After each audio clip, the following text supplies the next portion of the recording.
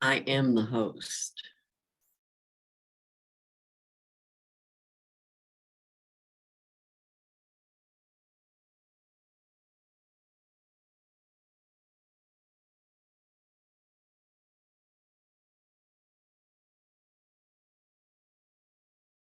See, it's not letting me get.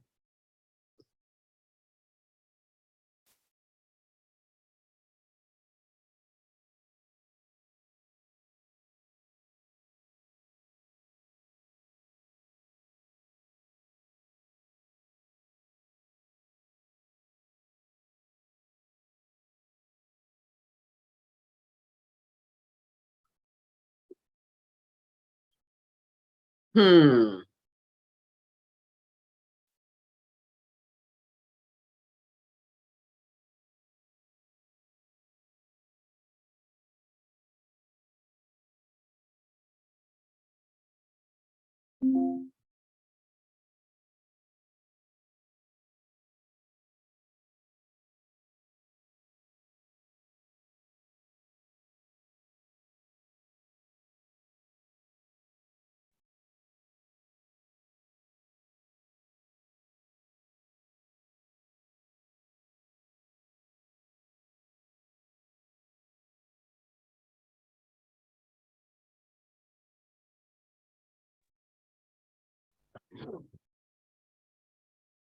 Uh,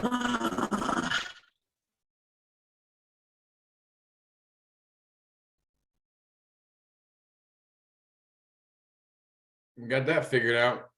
well, I'm trying to figure out the rest of it.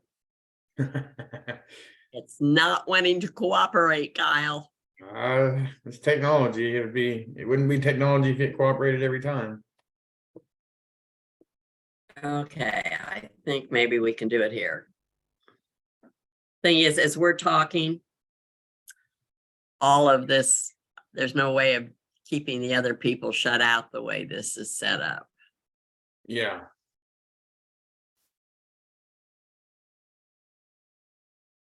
Okay. Oh, we've got 15 minutes, but at least you're on and you talk and you've got a cool background. Yeah. How'd you guys do that?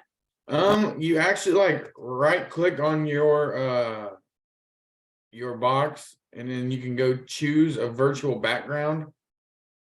And then they have whatever you have on your computer, you can actually set So as your back. I would need to get the logo. Yeah. And it's not a very pretty logo though. You guys is neat. I feel like it's just very purpley. So I love, see, that's one of my favorite colors. I've noticed actually. Yeah, I'm wearing it now. Yep. Okay, I think that we're going to be okay. Right. And the difference in my office is my camera's a clip on, and no matter what I do, I can't get to the top things. The camera, in order to show anything, comes down over it, but this one's built in. Yeah, I'm starting to find out like these laptops they gave us, the cameras are kind of junky. So now this one seems to be pretty good. Yeah. Now let's see. Now I want this to go up and it won't. Come on. This is recording, you know that, right?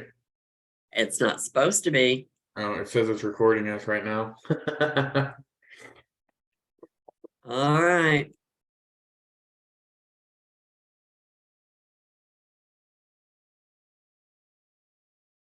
Hello, everybody. It's 12 noon, so we're going to start. I'm in Charleston, Illinois. We had snow last night. It's starting to melt, but it looks beautiful out. I am doing this from home rather than the office because of that situation. And if you hear a dog barking, I apologize. It likes to cooperate on the webinars that I do. We're doing Families Looking Forward, Moving Past Grief and Chaos. And partnering up with me today is Kyle Hauser. You see his face up in the corner. He's going to kind of monitor the chat and help me along. And I also apologize, my voice is wanting to give out. I did a 3-hour webinar just last night from 6 to 9, and my voice is showing it. I would like for Kyle to kind of step in.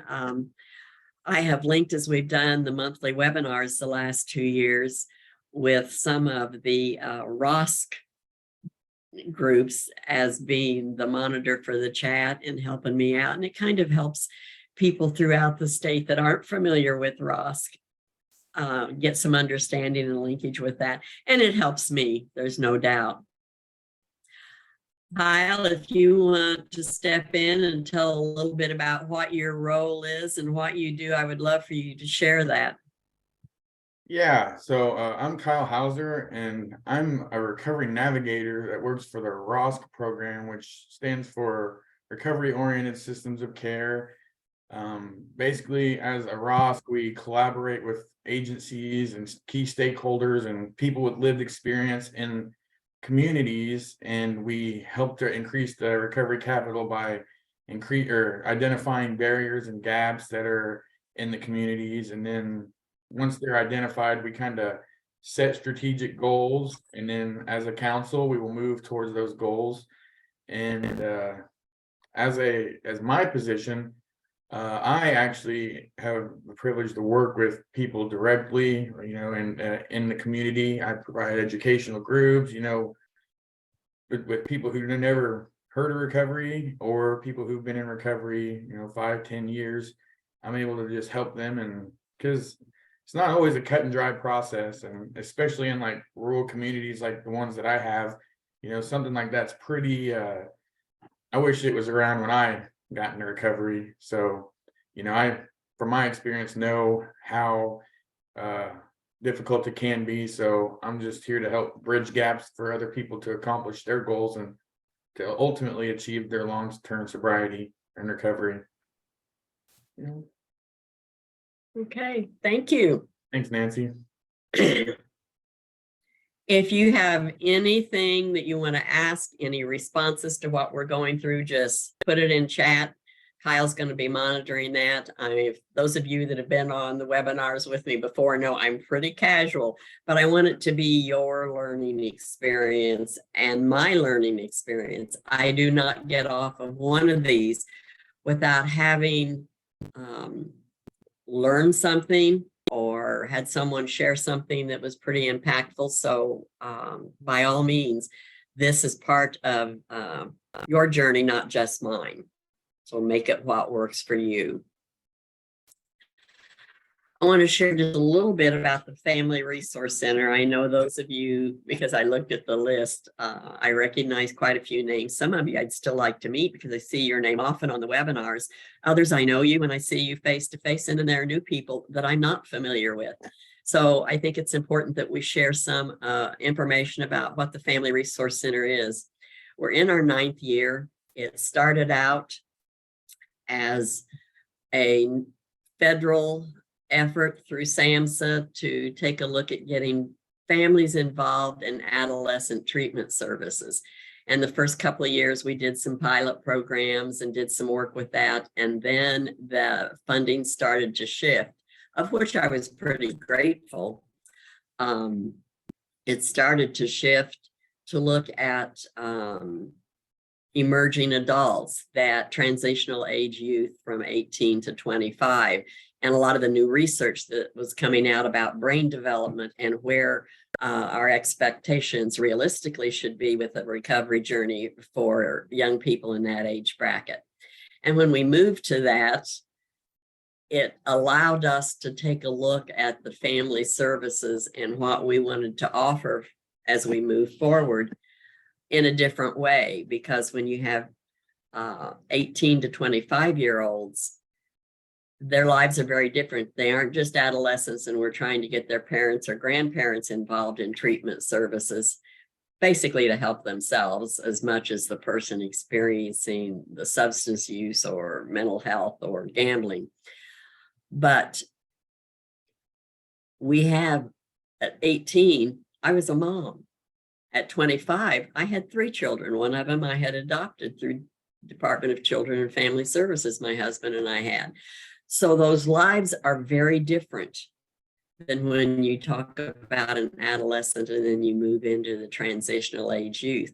So it really became looking at that whole continuum of family from 0, the babies that are affected by the moms that are using or dads that are using or are in the system, clear up through anybody that cares about that person, be it parent, grandparent, the grandparent may be doing kin care.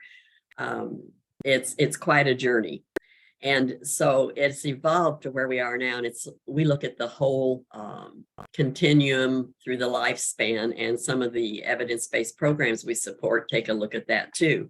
One of those is being Celebrating Families, which I'm sure many of you, some of you have been through the training and many of you have heard about. I am in this because I'm a person of lived experience, not from having an addiction myself, but from having lived with it through 4 different generations. And that's probably as much experience or more that I bring to this than all my certifications and my education. It's what I have experienced, what I can share, and what I've learned through that, and then what resources I've learned to access. So as we go through that, I'll share some of that a little bit more. A lot of you already know the story. But overall, our goal is to provide information and support around substance use disorder, mental health issues, and gambling disorder. And that has been added as gambling became legal in Illinois, and we've started seeing more and more issues. We provide information about resources to human service providers, parents, significant others, and communities through a variety of methods. Ever since ROSC was first looked at in Illinois, I was privileged to be on the original committee that set some of the goals with establishing that before they ever sent out the grants for the cohorts to start receiving funding. And I was there representing families. We have to look at families because they are persons with lived experience too. Their lives are just as impacted, and in some instances, even more so than the person experiencing the disorders. And so it's been really interesting. I was in on that. Then I participated in the local ROSC councils as they formed here, because we did have one.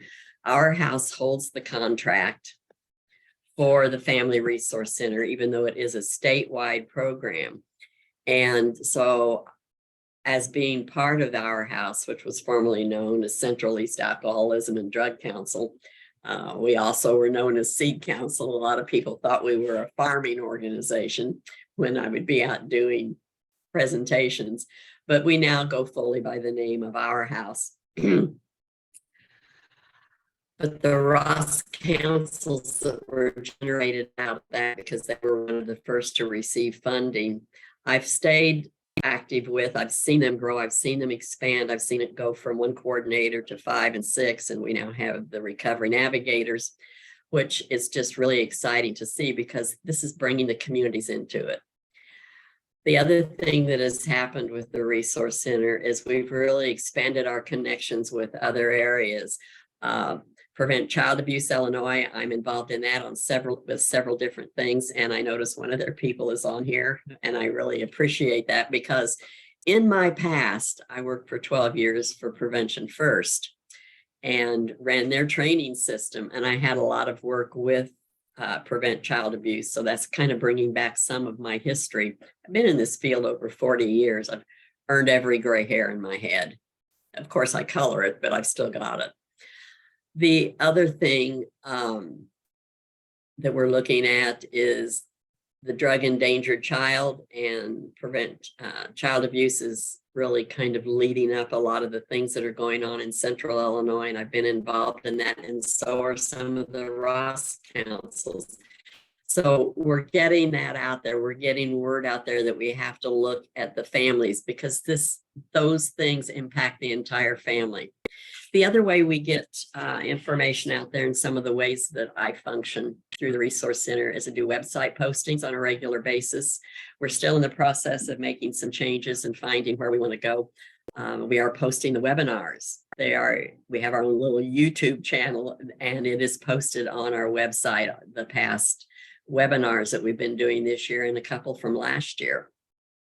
I post on Facebook page, do monthly webinars. I do webinars not just for the Family Resource Center, but I do webinars by request. I've been doing a series for CASA, and I did some of their new volunteer training last night for 3 hours, hence I don't have a voice this morning.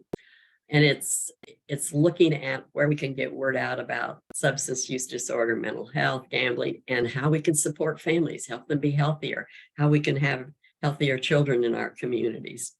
Can do technical assistance and facilitation. I'm going to be doing some of that before long, with some Zoom meetings with a group on a statewide basis. Can also do individualized in-service presentations. I can do them in person. If an agency, an organization, or a community group wants that, I can do it in person, or I can do it on Zoom.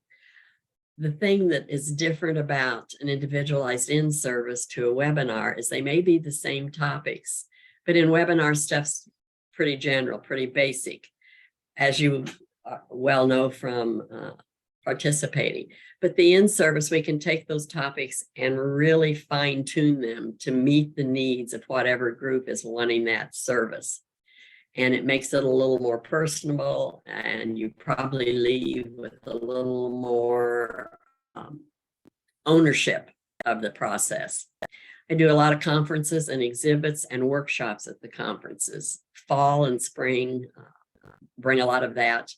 I meet some tremendous people. I've had a lot of enjoyment out of doing those because I like meeting people in the field. And I get to see people that I've known for years that way too. And the other side of it is I read and look and dig into lots of research information. And some of that research is, where are the resources and the other people that we need to bring into the picture? So that's what the Family Resource Center is all about. Email me, go on the website, access the services, because we're pretty well hidden. Even though we've grown tremendously, it's still that secret in a way that's out there. What I hope to do today in the 45 minutes or so that we have left is really talk a little bit about the grief process as it relates to the chaos in families where there's disorders occurring. And this is a shortened version of some of the longer workshops I've done at conferences, where we've really done some small group work, where we've had panels of people that have experienced the grief issues and how they moved on with their life. So I hope that this gives you some ideas, some things that you may be able to do in your role. We'll do a review of the substance use disorder, primarily looking at the substance use disorder. I've spent many years working on the prevention side at the state level, but I also have spent a number of years as an outpatient coordinator. And this is where I really had the wake-up call that we have to start looking at grief issues. And it wasn't being done a lot in the field at that point in time.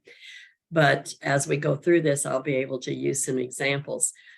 The other part of that is our office worked very closely with the regional DCFS office. So we had the whole family issue of looking at the child welfare involvement and the grief processes that didn't create, but was a part of.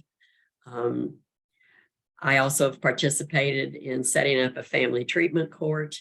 And I think that all these things together showed me that we have to look at more than just what's the chaos that's gone on in the lifestyle, but what are the grief issues that we need to be addressing for families and people to move on? And so that's what we're going to look at over the next rest of this hour. We'll look at some strategies for moving through grief. I can share with you some things that I have learned from my personal level, also from the people that have worked on panels. And if we get time, we'll hopefully get you guys to be able to put some things in the chat. Kyle, if anything comes up in chat, just let me know. To start with this, I pulled some data from one of my other presentations that I thought was kind of worth looking at, because things changed when the pandemic hit. And we're almost going into almost 3 years of that. But we know that overdose deaths accelerated during COVID-19, and there were a lot of expanded prevention efforts needed. We knew they were needed, but a lot of them didn't happen until later on. The new research that came out, this would have been in 2021, showed that first year, I don't know why the year isn't there, but that the pandemic and the lack of resources available, everything was shut down. Even our state people in Illinois were working from home. And I was sent home to work, and I still do work from there mostly, but my job is that it fits well. But the new research suggested that women were turning to alcohol to cope with the pandemic stress, and we have seen that continue. The data with that was saying a 17% increase was reported, and we don't know who else was impacted by this that it wasn't reported. One reason is they were often the ones at home doing the virtual learning, which our local schools here are doing today because of the weather. And I said sometimes some good things came out because kids weren't missing a day of school. Looking at that, they're the ones that were home dealing with the children for the most part. But this all created types of grief over the loss of the lifestyle we had and the resources. And I think that this was something that's really important. More than 1.5 million children lost a primary or secondary caregiver due to the COVID pandemic. At least that's where that information was laid at that point in time. There may have been other things playing into that, of course, health, mental health, etc. But this strongly impacted the pediatric mental health, and we know that has continued. We look at the suicide rates and the data that keeps coming out about young people and their mental health issues, and we have schools and communities trying to address that, and programs coming from the federal level down, and we're still on the tailspin of a lot of the outcome of the pandemic, and it has a lot to do with grief. When you think about the feelings and behaviors you've experienced with people that are impacted by SUDS, this is kind of SUDS, substance use disorder, in case you aren't familiar with that. It's kind of floating back and forth. Might stick up in chat. What are some of the feelings and behaviors that you've dealt with or you have observed the most over the last couple of years? I'm going to go ahead with this, but I want Kyle to, if you put anything in, please, I want him to share that. Because I'm monitoring the chat. I can't respond to anybody in the chat because it won't let me send to everyone. So if anybody has any questions, feel free to send it to the Q&A box or send it to the host and panelist option in chat. I had Leanna send out something to let everybody know. Thank you. This is crazy. Zoom has been fighting me the last 3 or 4 I've been in. Okay. In looking at that, we need to take a look at what's the chaos like for the families that you've worked with, that you interact with, or maybe that you live in. What are family members feeling? What are family fears coming out of all this craziness that we've been through? And what are the family survival skills? Taking a look at that. This is a collection from a lot of workshops because most of the responses become very similar, looking at family chaos, the different feelings and behaviors that are generated if you're living with a substance use disorder or a mental health disorder or gambling. We know now that gambling is extremely traumatic for families. It can threaten all their finances. It can threaten their homes, sometimes more than some of the other disorders. But there's lots of worry, fear, frantic, shame. Families have a lot of shame that goes with this, and that's why we're working very hard, and a lot of the Ross councils are doing wonderful work at looking at how do we break down the stigma. We need to be telling our stories of recovery and passing those messages on that it can happen and that it does happen. In my family, my husband has over 40 years of recovery. It works, folks. Guilt.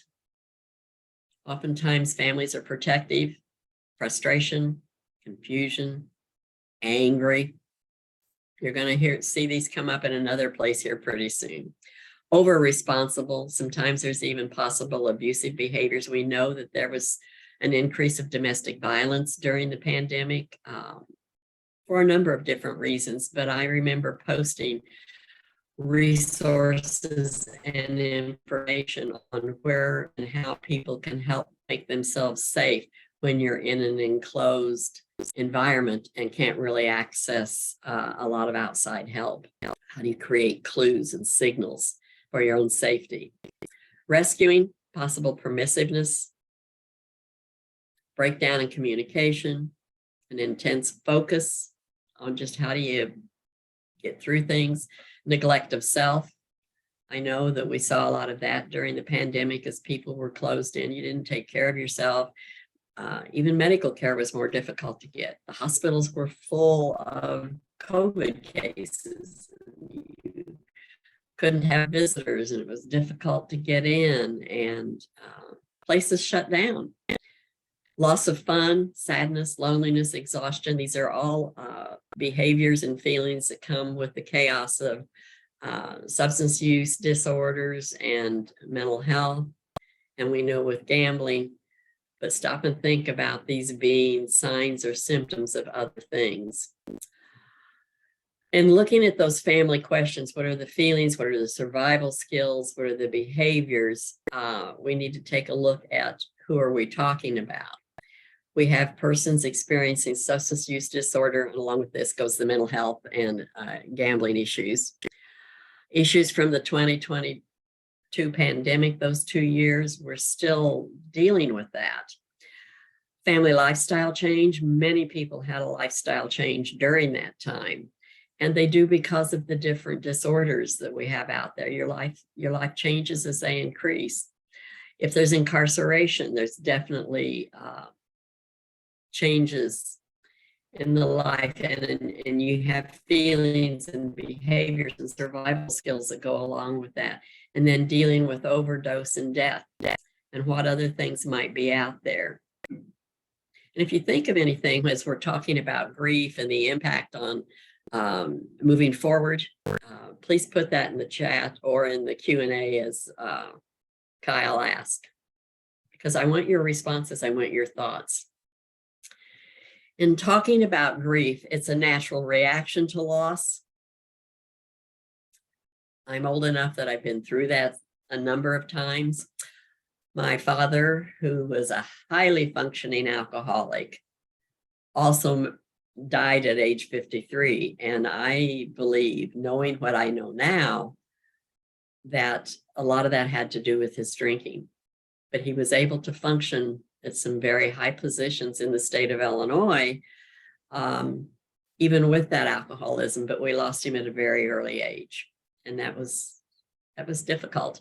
And then 3 years later, my mother passed away. So I understand the feelings of loss and grief.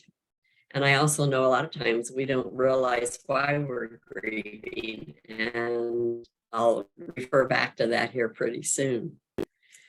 If you're feeling discomfort, stop and think about this, because a lot of you may be experiencing some feelings that you don't really know what they're from. But as we look at discomfort, this was came out during the pandemic, and I think it's kind of a neat thing to be looking at. The feelometer, denial, there's no way this virus can affect me, or there's no way this substance use disorder can affect me, there's no way, et cetera, or that loss can impact me. But as we went on into this and we look at how it impacted us as a society, you're making me stay at home. See, these are all kind of go along with the grief steps, bargaining. So if I stick to the rules and stay home for 2 weeks, and then it's all going to go back to normal, I can remember thinking, oh, well, 2 weeks at home, that'll be good. And then it ended up being 2 years. And there's sadness, will it ever end? At that point in time, we had guardianship of a great granddaughter, and she was 2 years old. And the three of us were in the house for several months. My other granddaughter would go do groceries and stuff for us, because my husband and I felt like our role was to protect that child and ourselves. As things went by, we realized that we didn't have to be quite that overly protective. But this is where we didn't know. This was all new to everybody. Acceptance is where the power lies, and we can find control in acceptance.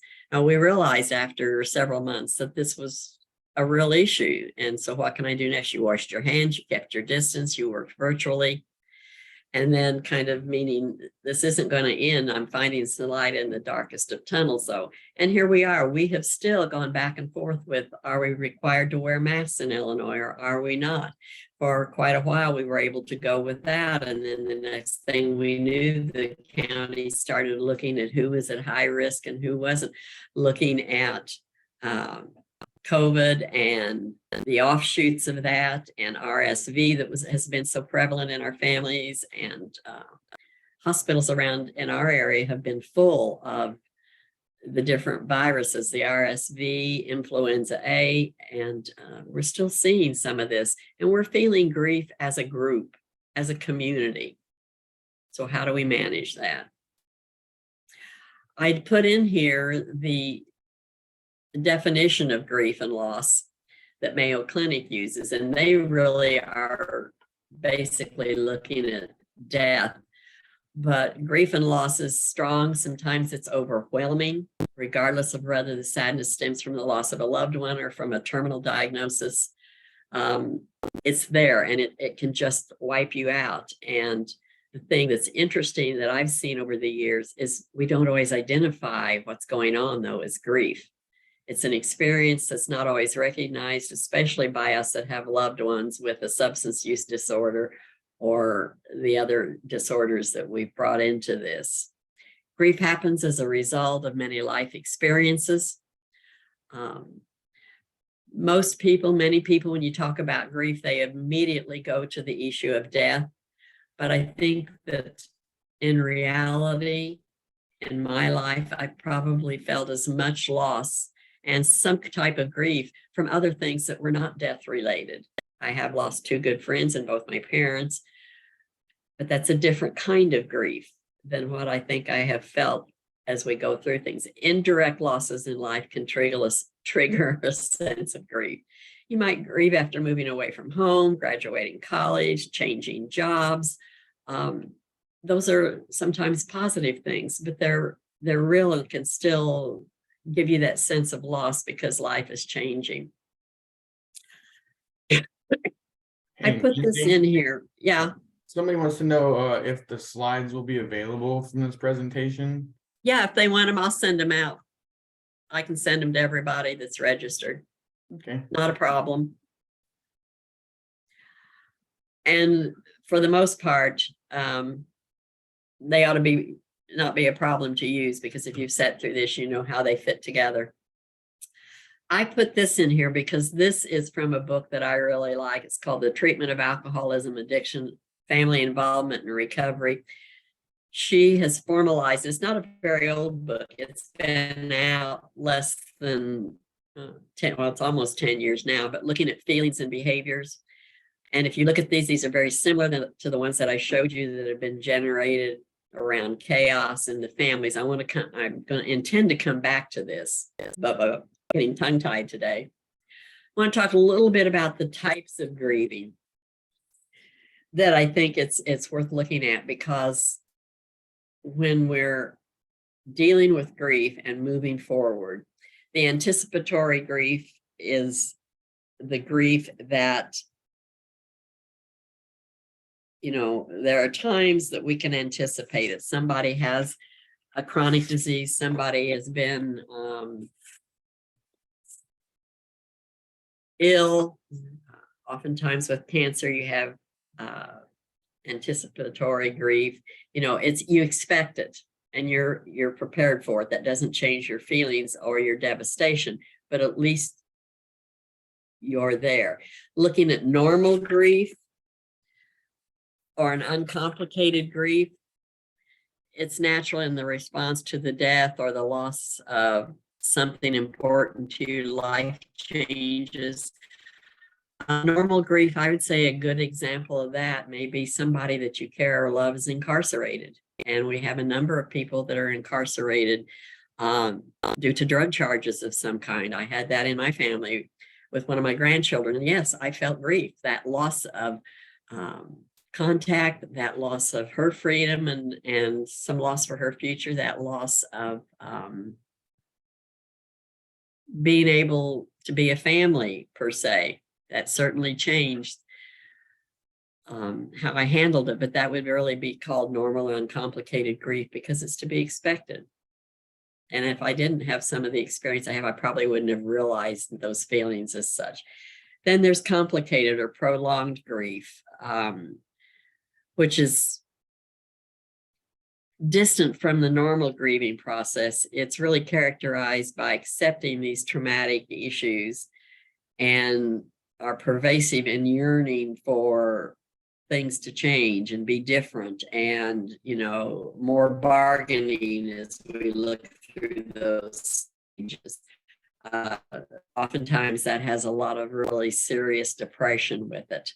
These are all things that as a family member, if you look at those chaos and feelings and behaviors list, they're very similar. I did a workshop a couple of years ago, and we divided the group of 30 into two. One listed those feelings and behaviors that you saw from the disorders. The other looked at what are the signs and symptoms that somebody's experiencing grief. Then we brought those back together, and you could almost checklist some real definite similarities between those lists. So when you're working with families and working with people in treatment services or in groups or even out in the community, if you're doing faith-based services, it may get confusing. Am I dealing with how do I work with the disorders, or how do I work with the grief? Knowing that those two are really two things, yet the signs and symptoms are very similar, gives you a step up on being able to work forward. Delayed grief, and I think we saw this in the ambiguous loss, are kind of linked together because this really started to be recognized more during the pandemic, and there have been several pieces of research put out about it. Because when somebody went into the hospital and didn't come out, you weren't allowed to say goodbye. You weren't allowed to go in and visit. Our systems were shut down. The hospitals, our medical care was shut down. And there was delayed grief. You couldn't deal with it till later. And ambiguous is that it just left these big empty spaces in your life. And you didn't have the resources and the support systems that we had when we weren't going through a pandemic. And then exaggerated grief is pretty well linked up here too with complicated. It's somebody that just doesn't move through it. And this person really needs more than just time. They need some definite help in dealing with the issues that they've got and moving through that. These all kind of have gray lines between them. And, I couldn't tell you for sure what kind I had with any of them. I had anticipatory grief with my mother because she had cancer and we knew that there wasn't any going back. But it's, where does it fall? Grief is grief. Our communities and families experience a sense of loss through relapse. that can create a grief process, not only for the family and the people that care, but the person that's experiencing it themselves. They are at a loss. There's a grief process there by incarceration. And I mentioned that earlier.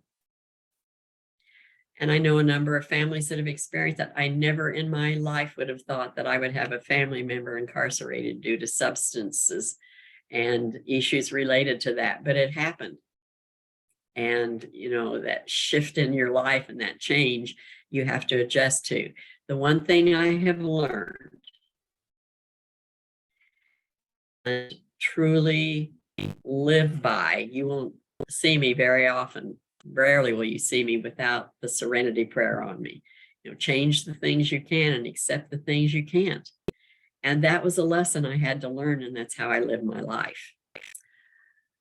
And then as we look at the death by an overdose or an accident that may be substance related, definitely that impacts communities, not just families.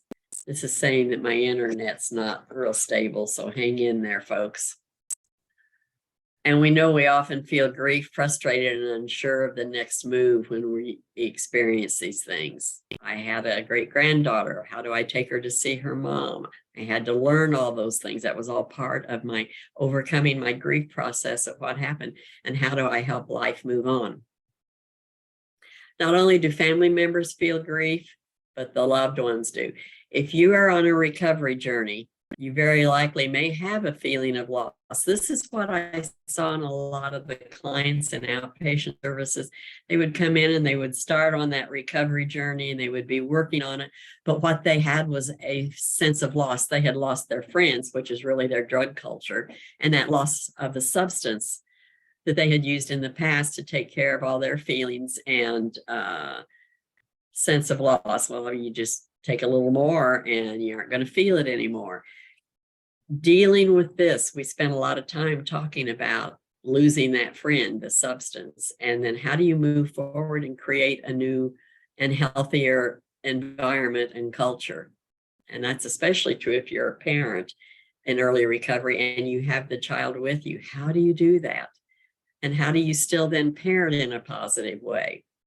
When the family focus has revolved around the substance use disorder or mental health or gambling, you can often woo. And we're recording this, folks. We may have to edit it. We often experience a sense of loss, a sense of focus. As the chaos lessens and recovery begins, families have to shift. That's why we say families need to work on themselves. They need to work on and deal with their sense of grief and loss. And taking care of themselves and moving forward separate from the person that they love, because the healthier they are and on their own way, then they're a better support system for the ones that they care about. Because, and as the chaos lessens, families kind of go, oh my God, what's our focus now? You don't consciously do it, but it's there. What's my focus now? They're getting better and I'm kind of left behind. That's the value of the resources that are out there, looking at Al-Anon and Nar-Anon and Gam-Anon and Celebrate Recovery and SMART. You know, all these support systems that are out there are available to families too, and will help with that grief process. We know other than death, you may not realize that the feelings and behaviors are part of grieving.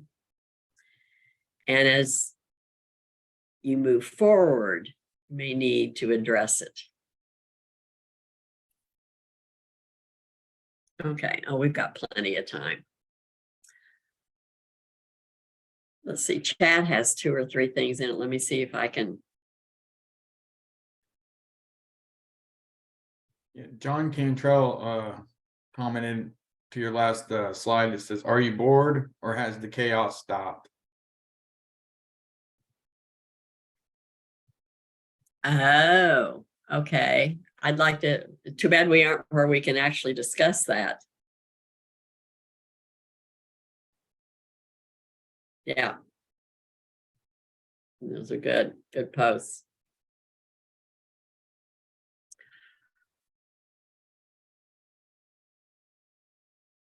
I would be interested, since it seems like they're able to post, finding out how many have actually worked with grief recovery, if anyone has, and what their experience has been.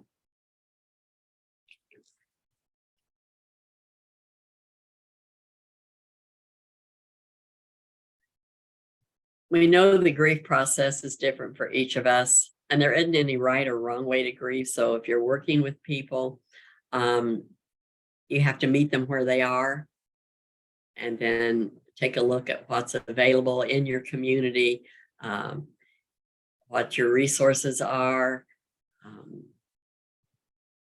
and take a look at it that way, because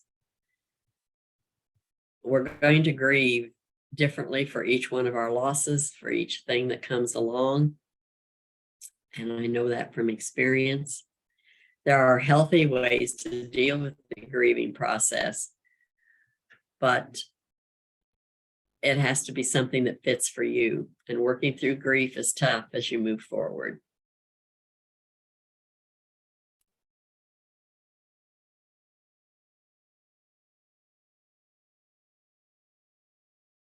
Okay, I was checking the chat there. Oops.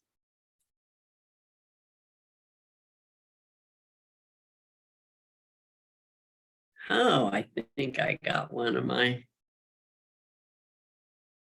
slides mixed up. I was looking at these this morning, and when you look at signs and things that you go through when you're in the grief process, angry that it happened, become a lot of, and we have what we call steps and stages.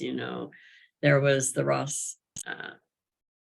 Elizabeth Ross Kubler, who generated the stages of grief, but those don't always occur in that order. And there have been others added, as we know. There's often anger, especially when you're looking at the disorders that we're talking about. There's a lot of hidden feelings and hurt feelings and confusion around the behaviors that you've seen, and there's just anger generated. You oftentimes lose interest in normal activities, or you lose interest in the opportunities to do them. You start pulling back, and this is very common when you look at the chaos symptoms too. It's not just the grief. So how do you separate those? Well, oftentimes you can address them in very similar ways, but acknowledge that part of it's grief and part of it's just the chaos of the environment you've been in. That lack of energy that goes with the sadness and the overwhelmingness of feeling grief. I know that I felt a lot of that when my granddaughter went into the Department of Corrections. Even though it wasn't for a long time, it was that whole lack of energy. And here I was taking care of her child, and I needed that energy. But those were things I couldn't change. And the only thing I could change was to take charge of how do we move forward, and how do we take care of this child, and how do we help create a relationship there. Change in appetite. And as we lost some of our freedom with the pandemic, some of these same things were happening. We couldn't do our normal activities because those opportunities were taken away from us. That anger that our life had been interrupted this way, and somebody else was telling us how to live, and that we needed to stay at home, and we couldn't go shopping, and all these things, and that whole lack of energy from it, change in your appetite. And some of that has to do with the pandemic, of things you couldn't get. Anxious and restless. I got really tired of being at home for several weeks at a time without ever going anywhere. We'd go for rides out in the country and take the little one with us that we had guardianship of during that time. And looking at the sense of loss we had, we'd do that. And we'd go look for horses, cows, things that would keep her interested and would help bring us joy at her joy. Oftentimes, thoughts of death and suicide, we know that suicide wound up during that time. We know it still continues to be an issue of great concern, especially among our younger people that have never really come through this change that we've had and what's going on in our country, and that sense of loss, unexplained physical problems, and other health changes and challenges go with looking at grief. These also are very common when you're living in the chaos of substance use disorder and mental health. The one thing I do want to talk about briefly is relocation stress syndrome. It's physical and or psychological. We see it a lot in children when they've been removed from the parent or caregiver. It's a real concern. It is a sense of loss and is a trigger for grief. And it's primarily a disturbance from transfer from one place to another. So we know when children are removed from their parents and placed in foster care or in kin care, not just grandparents raising grandchildren anymore. That's on the rise. Talk about another whole issue around grief. Here I am going to be a parent again for the second or third time around. And yet, so I'm losing that part of my life, yet I really want to take care of this child. And I have sense of grief or loss over what's happening with the parent that's creating this. It becomes quite a cycle. But looking at all of this as part of a grief process is important. Moving from one place to another is just the beginning. It may mean a change in schools. It may mean a place change in living, and adjusting to grief is part of the process. You're coming out of treatment. You know, you talk about a relocation stress syndrome, coming out of treatment, and you don't know where you're going to go. You want an environment that's safe. You can't go back to your old culture because you're in fear of relapse. I think that one thing this morning, I was on a ROSC meeting and Kyle was sitting in on it too, and they were talking about people that were leaving the county detention county jail would send out often several hours because they didn't know where we're going to go. Talk about someone experiencing a sense of loss, a sense of grief, and a sense of relocation syndrome because they don't know where to go. I looked up formal definition of that because I wanted to know. I've seen this term used, especially child welfare work and looking at things, and was wanting to know a little bit more of what was out there. And they talk about how it's sometimes called transfer trauma, that relocation stress syndrome is a set of symptoms that occur when an individual moves from one environment to another. And the symptoms can influence, well, they do influence. I don't think it's just can, but it does influence our behavior, our mood, and our psychological and physiological well-being. The thing that's interesting is I know this has been used a lot with really young children and then older generation, my age. But anyone at any age can experience these symptoms, whether it be a child moving to a new school, a young adult going off to college, a grandparent, I should say, and grandparent that is now parenting. All those things can create just, and one of the things that the research shows around grandparents raising grandchildren, sometimes when this child is placed with you, that grandparent has to move in a facility that's for older people. Most of the time you have a one night overnight if you have anyone under a certain age. You can't bring in children, so everybody has to move. And talk about the grief process. When you look at the myth, the pain will go away faster if you ignore it. I can remember hearing that way back when I was going through this with my parents. And then I have had two very close friends die from, one from cancer and one from a really rare liver disease. And I was very close to them, and people just treated it like, well, if we ignore it, it'll go away.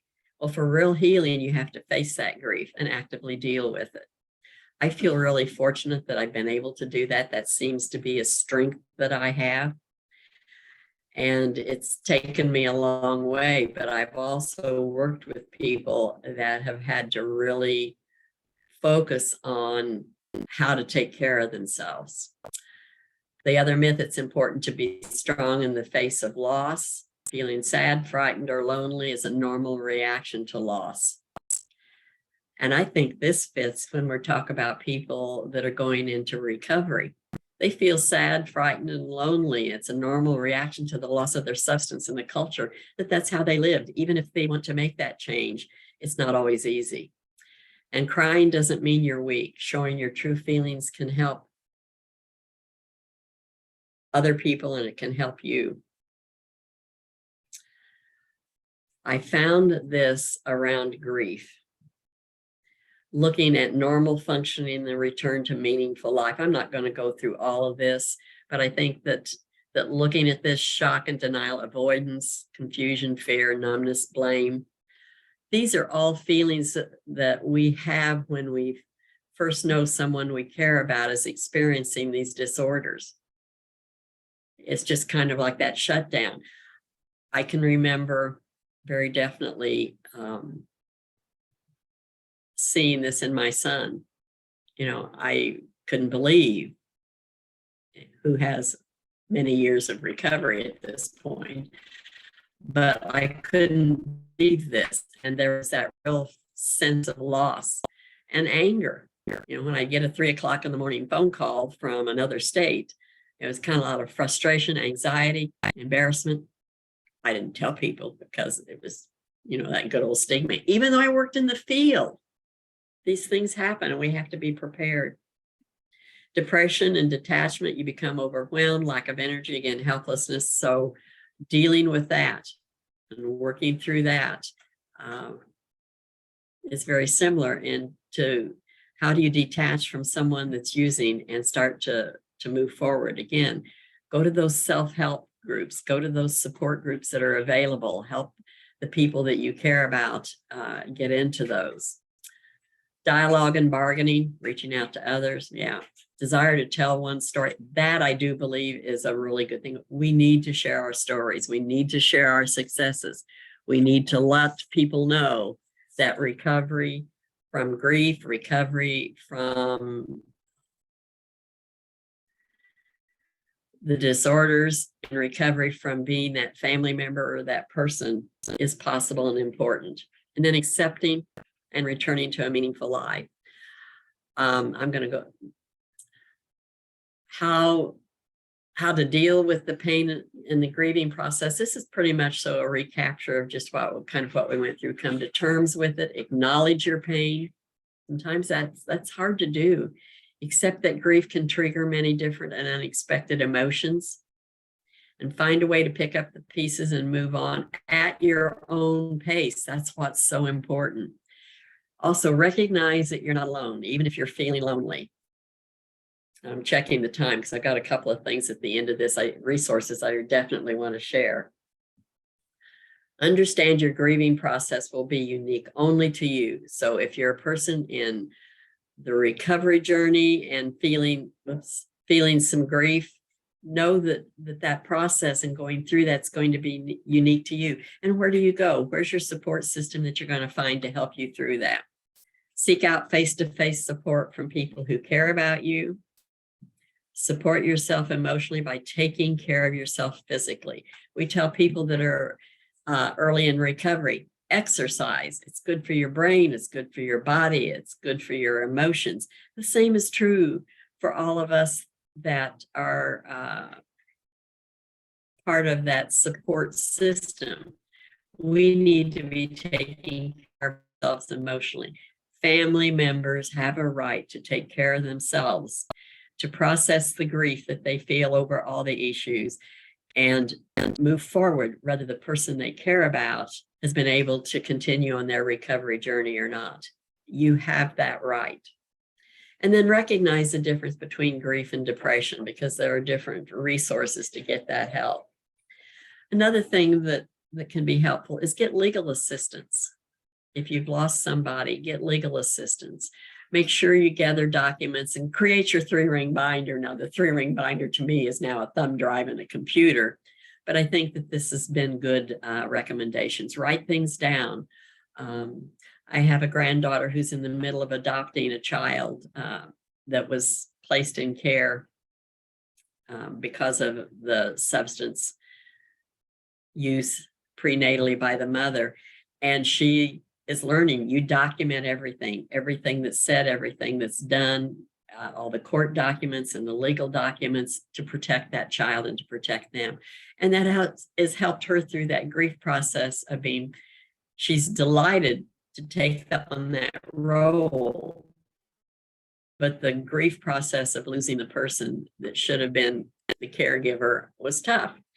Take time for regular physical activity, make to-do lists, choose activities that the whole family can enjoy, have some fun, tell stories. This goes back to the ambiguous loss, recognizing that experience, connecting with others.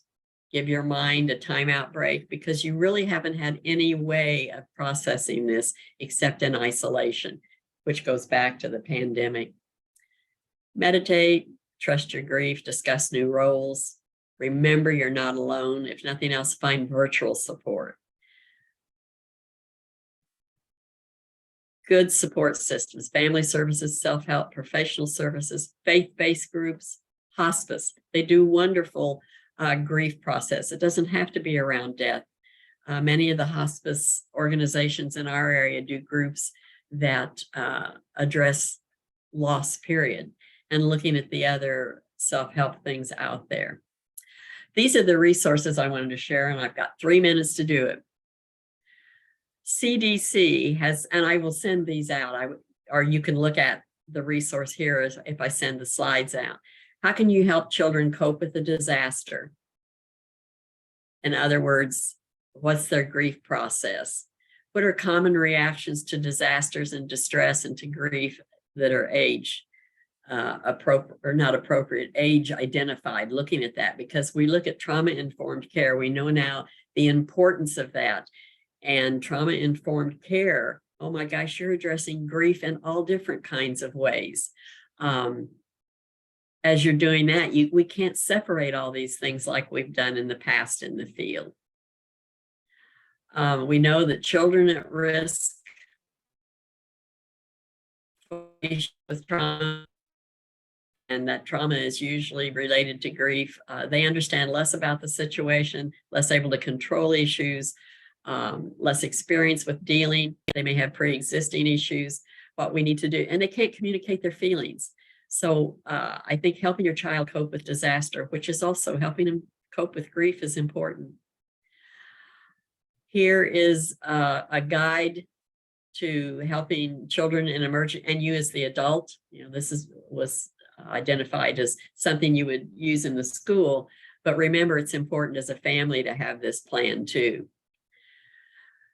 Sesame Street and Communities has all these resources for providers looking at all the issues that may be out there, and they have wonderful resources on this site for people, both parents and professionals, for substance use disorder and those things. I know we've got 1 minute to go, and I want to get these here. Here's tips for talking with and helping children and youth cope after a disaster, a traumatic event, or a loss. And there's just more and more of these that I want to make sure you use those resources. Kyle, is there anything we need to be looking at or I need to follow up with?